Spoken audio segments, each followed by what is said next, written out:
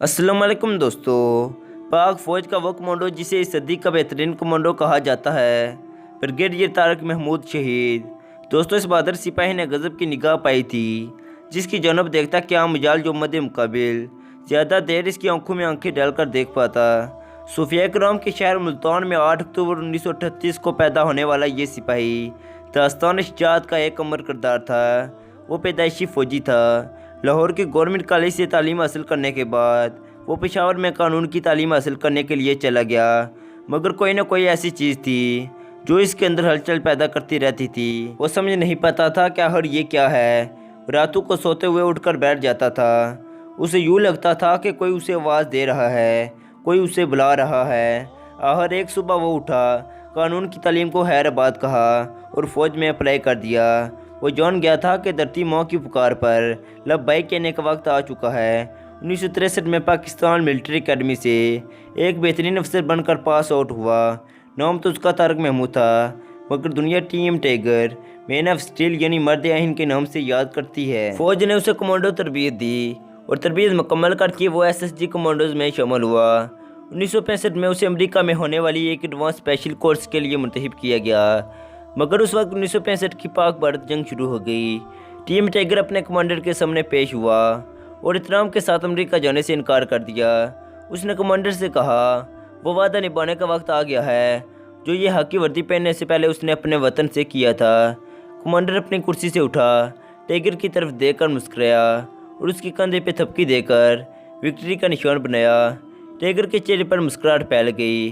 ये वो मुस्कुराहट थी जो शिकार करने से पहले टाइगर के चेहरे पे आती थी। 1965 की जंग में उसने दास्तान शुजाअत रकम की। वो उस बेजिगरी और हिकमत अमली से लड़ा कि दुश्मन भी दंग रह गया।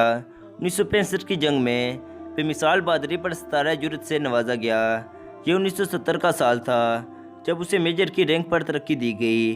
1971 की जंग में उसने दोबारा शुजाअत के जोर दिखाए। जहाँ दुश्मन फौज को लाशों के ढेर मिलते, वो समझ जाते यहाँ टाइगर का गुजर हुआ है।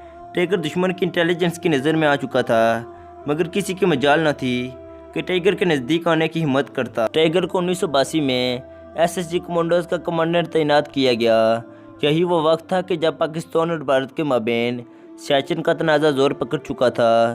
पाक फौज ने सियाचिन ग्लेशियर वापस हासिल करने के लिए टाइगर की खिदमत हासिल करने का फैसला किया और टाइगर ने अपनी टीम के साथ बर्फपोश पहाड़ों में दुनिया के बुलंद तरीन माज पर भारत की फ़ौज को बता दिया कि शेर जब बर्फपोश पहाड़ों में झपटते हैं तो शिकार किए बगैर वापस नहीं जाते। भारतीय फौज सियाचिन से बाहर खड़ी हुई और 1984 में टाइगर इन बर्फपोश पहाड़ों पर सब्ज़ लाली परचम लहरा चुका था और फ़ज़ा अल्लाहु अकबर के नारों से गूंज उठी थी। सितंबर 1986 को कराची एयरपोर्ट पर एक मुसाफिर त्यारे को हाईजैक कर लिया गया। 360 अफराद की जान खतरे में थी। हाईजैक त्यारे का छुड़वाना ब्रिगेडियर तारिक महमूद की टीम को सौंप दिया गया। टाइगर ने SSG कमांडोज की टीम को ऑन की और इन पर हल्ला बोल दिया। हाईजैकर ने SSG कमांडोज पर फायर खोल दी, मगर वो नहीं जानते थे कि इनके मद्दे मुकाबिल कौन है। थोड़ी ही देर बाद सब हाईजैकर गिरफ्तार होकर टाइगर के कदमों में थे। ये पहला मौका था जब पाकिस्तानी कौम को ब्रिगेडियर टाइगर के बारे में पता चला। ब्रिगेडियर टाइगर को पाकिस्तान ही का नहीं, इस सदी का बेहतरीन कमांडो कहा जाता था।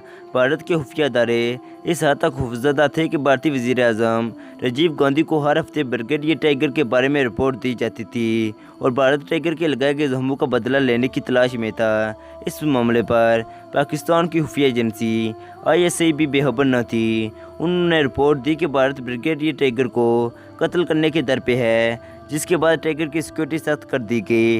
इन मामलात पर ब्रिगेडियर टाइगर सिर्फ मुस्कुराया करते थे। 29 मई 1999 का दिन था जब Pakistani commando brigadier Tariq Mahmood Tiger free fall का मुजाहिरा करते हुए पैराशूट न खुलने पर शहादत पा गए।